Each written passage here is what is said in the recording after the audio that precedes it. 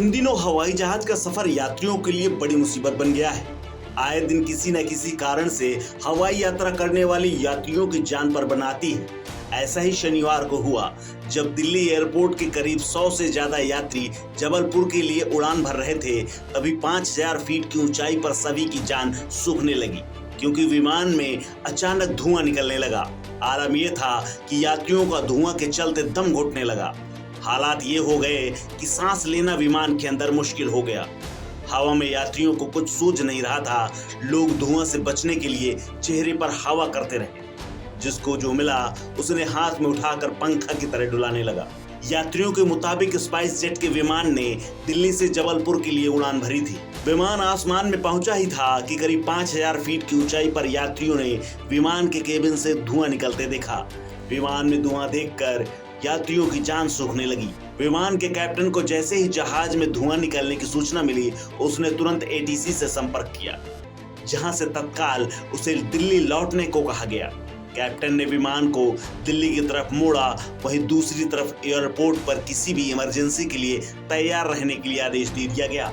Delhi airport के एक runway को तत्काल खाली करा लिया गया, जिसमें विमान की इमरजेंसी सुरक्षित रूप से कराई गई।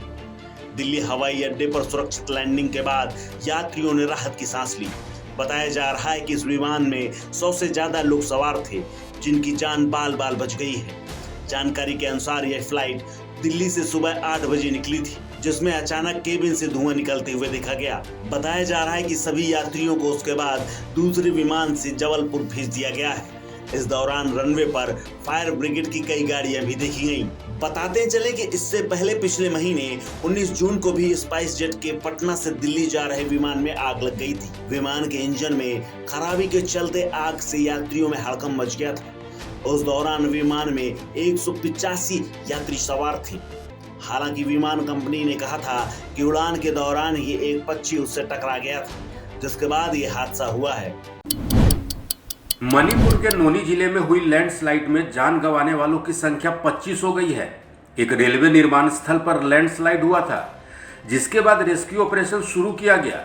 इस घटना को मणिपुर के सीएम एन बीरेन सिंह ने काफी दुखद बताया है। उन्होंने बताया कि लैंडस्लाइड के बाद 18 घायलों और 25 शवों को बरामद किया जा चुका है। खराब मौसम के कारण बचाव कार्य में मुश्किलें आ रही हैं। इसके पहले मणिपुर के मुख्यमंत्री एन बीरेन सिंह ने घटनास्थल का दौरा किया था और राहत और बचाव कार्य का जायजा भी लिया था। सीएम एन बीरेन सिंह ने मरने वालों के परिजनों को 5-5 लाख और घायलों को 50-50 हजार रुपए के मुआवजे की घोषणा की थी। दरअसल मणिपुर के नोनी जिले में तुपुल रेलवे स्टेशन पर 29 जून की रात लैंडस्लाइड हुई थी। जीरीबाम से राजधानी इम्फाल तक बनने वाली रेलवे लाइन की सुरक्षा के लिए टेरिटोरियल आर्मी की तैनाती की गई थी। लैंडस्लाइड में कई जवान दब गए थे। इस घटना के बाद जिला प्रशासन ने आसपास के ग्रामीणों को सावधानी बरतने के साथ ही जल्द से जल्द जगह खाली करने के निर्देश दिए हैं। जिला प्रशासन ने कहा है कि मलबे की वजह से इजाई नदी ब्लॉक हो गई है, जिससे एक ही जगह पर जल भराव के कारण बांध जैसी स्थिति बनी हुई है। अगर ये बांध टूटता है तो निचले इलाकों में तबाही मच सकती है। बताते चले कि असम और मणिपुर समेत पूर्वोत्तर के कई राज्यों में लगातार बारिश से बाढ़ के हालात बने हुए हैं। मौसम विभाग के मुताबिक अरुणाचल प्रदेश, असम, मणिपुर और सिक्किम में आगे भी बारिश के आसार बने हुए हैं। ऑल्ट न्यूज नामक पोर्टल से जुड़े मोहम्मद जुबैर की मुश्किलें बढ़ती जा रही हैं। उन्हें 2018 में किए गए एक कथित आपत्तिजनक ट्वीट के जरिए हिंदुओं की धार्मिक भावनाओं को आहत करने के आरोप में सोमवार को गिरफ्तार किया गया था। शनिवार को दिल्ली पुलिस ने उसे पटियाला हाउस कोर्ट में पेश किया और 14 दिनों की न्यायिक हिरासत मांगी। इसके अलावा जुबैर पर विदेशी फंडिंग का भी आरोप लगा है, जिस वजह से एफआईआर में नई धाराएं जोड़ी गई हैं। वहीं दूसरी ओर जुबैर के वकील ने भी पटियाला हाउस कोर्ट में जमानत याचिका दायर की है, जहां सुनवाई जारी है। दिल्ली पुलिस के मुताबिक जुबैर ने सबूत मिटाने की कोशिश की है, साथ ही उसने काफी विदेशी चंदा इकट्ठा किया है, जिस वजह से अब उस पर 201, 120B, 35 FCRA धाराएं लगाई गई हैं। इसके अलावा उस पर साजिश रचने का भी आरोप है। पुलिस टीम को उसके पास से एक मोबाइल फोन और हार्ड डिस्क बरामद हुई है। हालांकि खबर यह भी आ रही है कि जुबैर की शिकायत करने वाले ट्विटर यूजर ने अपना अकाउंट भी डिलीट कर दिया है। दिल्ली पुलिस इस बारे में भी जानकारी हासिल करने की कोशिश कर रही है। इसके साथ ही खबर है कि ईडी भी पूरे मामले में नजर बनाए हुए है। दिल्ली पुलिस ने ईडी को भी पूरी जानकारी मुहैया कराई है। सूत्रों के मुताबिक जुबैर के एक अकाउंट में बीते 3 महीने में 56 लाख रुपए आए हैं, जिस वजह से दिल्ली पुलिस ने ईडी को बैंक अकाउंट की डिटेल सौंप दी है। इसके अलावा उसे एफआईआर की कॉपी भी उपलब्ध करा दी है, ताकि विदेशी फंडिंग का पूरा सच ईडी के भी सामने आ सके। अब ईडी जहां इस मामले की जांच को लेकर सक्रिय हो गई है, तो वहीं दिल्ली पुलिस भी हर एंगल से इस मामले की जांच पड़ताल कर रही है। इसके साथ ही जांच टीम ने सोशल मीडिया विश्लेषण के दौरान पाया है कि जिन ट्विटर हैंडल ने मोहम्मद जुबैर का समर्थन किया था और उनकी गिरफ्तारी के बाद उनके समर्थन में ट्वीट किया, वे ज्यादातर मध्य पूर्वी देशों जैसे संयुक्त अरब अमीरात, बहरीन, कुवैत और पाकिस्तान जैसे देशों से थे। महाराष्ट्र में चले लंबे सियासी घमासान के बाद सत्ता से बाहर हुई शिवसेना ने महाराष्ट्र के उप मुख्यमंत्री देवेंद्र फडणवीस पर तंज कसा है। सीएम बनने के कयासों के बीच डिप्टी सीएम बने देवेंद्र फडणवीस को लेकर शिवसेना के मुखपत्र सामना में उन पर निशाना साधते हुए अटल बिहारी वाजपेयी जी की एक कविता को शेयर किया गया है। सामना, जो कि शिवसेना का अखबार है, उसमें महाराष्ट्र के उप मुख्यमंत्री देवेंद्र फडणवीस पर तंज की शैली में लिखा है कि इस क्लाइमेक्स पर टिप्पणी, समीक्षा, परीक्षण की भरमार होने के दौरान बड़ा मन और पार्टी के प्रति निष्ठा का पालन, ऐसा एक बचाव सामने आया है। फडणवीस ने मन बड़ा करके मुख्यमंत्री के पद की बजाय उप मुख्यमंत्री का पद स्वीकार किया, ऐसा तर्क भी दिया जा रहा है। आगे लिखा है कि महाराष्ट्र में अस्थिरता फैलाने के लिए जो राजनीतिक नौटंकी करवाई जा रही है, उस नौटंकी में अभी और कितने भाग बाकी हैं, कोई नहीं बता सकता। घटनाक्रम कुछ इस तरह से घट रही हैं या घटनाएं कराई जा रही हैं कि राजनीतिक पंडित, चाणक्य व पत्र पंडित भी सिर पर हाथ रखकर बैठ गए हैं।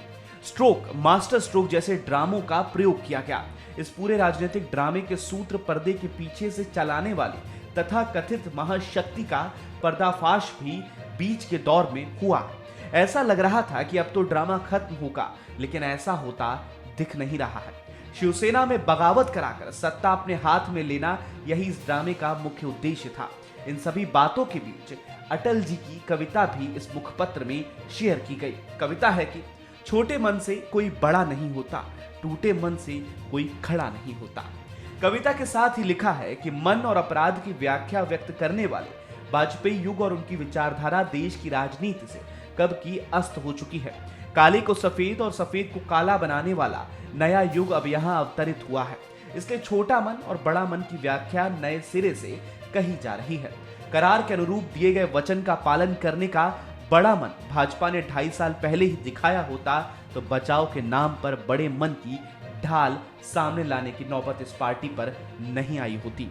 आपको वहीं बताते चलें कि शिवसेना लगातार आरोप लगाती रही है कि 2019 में करार के तहत बीजेपी 2.5 साल के लिए शिवसेना का मुख्यमंत्री बनाने के अपने वादे से मुकर गई थी, जिसके चलते दोनों की राहें अलग हुई थी।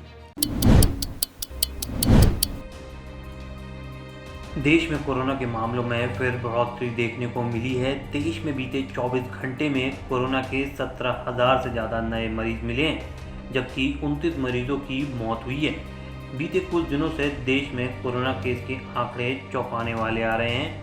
जानकारी के लिए बता दें, स्वास्थ्य विभाग के आंकड़ों के मुताबिक पिछले 24 घंटे में कोरोना के 17,092 नए केस मिले हैं, जो कि कल की तुलना में 0.1% ज़्यादा हैं। देश के 5 राज्यों में सबसे ज़्यादा केस सामने आए हैं। बता दें, इन राज्यों में केरल पहले नंबर पर है, इसके बाद महाराष्ट्र, तमिलनाडु, पश्चिम बंगाल और कर्नाटक का नंबर आता है। कुल नए केसों में इन 5 राज्यों की हिस्सेदारी 72.25% है। नए केसों में से 22.84% सिर्फ केरल के केस सामने आए हैं। आपको बता दें, पिछले 24 घंटे में कोरोना संक्रमित 29 और लोगों की जान गई है। देश में अब तक कोविड की वजह से 5 लाख से ज़्यादा लोगों की मौत हो चुकी है। भारत का रिकवरी रेट अब 98.54% है। पिछले 24 घंटे में कुल 14,684 मरीज ठीक हुए हैं, जिससे देश भर में कुल ठीक होने वालों की संख्या 4,28,51,590 हो गई है। महाराष्ट्र में शुक्रवार को कोरोना वायरस संक्रमण के 3,249 नए मामले सामने आए, जो कि एक दिन पहले सामने आए मामलों से 400 कम थे। इसके साथ ही महामारी से 4 और मरीजों की मौत हो गई। राज्य के स्वास्थ्य विभाग ने ये जानकारी दी। बुलेटिन में कहा गया कि महाराष्ट्र में अब तक संक्रमण के 69,69,363 मामले सामने आ चुके हैं और 1,47,929 मरीजों की मौत हो चुकी है। गौरतलब है कि देश में कोरोना के नए मरीजों के मिलने के बाद एक्टिव केसों की संख्या बढ़कर 1 लाख के पार हो गई है। देश में फिलहाल कोरोना के 1,09,568 एक्टिव केस हैं। पिछले 24 घंटे में कोरोना के एक्टिव केस 2,369 की वृद्धि हुई है। उधर देश में पिछले 24 घंटे में कोरोना की कुल 9,09,776 खुराकें दी गई हैं। वहीं पिछले 24 घंटे में कुल 4,12,570 सैंपल की जांच की गई। आपको बता दें, ये लगातार दूसरा दिन है जब देश में कोरोना के मरीजों की संख्या 17,000 से ज़्यादा रही है। शुक्रवार को 17,070 केस दर्ज किए गए थे, जबकि शनिवार को 17,092 मामले सामने आए। उससे पहले 30 जून को 14,506 केस पाए गए थे। स्वास्थ्य मंत्रालय ने शनिवार को बताया कि पिछले 24 घंटे में 4,12,570 लोगों की कोविड की जांच की गई है। इस खबर में फिलहाल इतना ही। बने रहिए वन इंडिया हिंदी के साथ।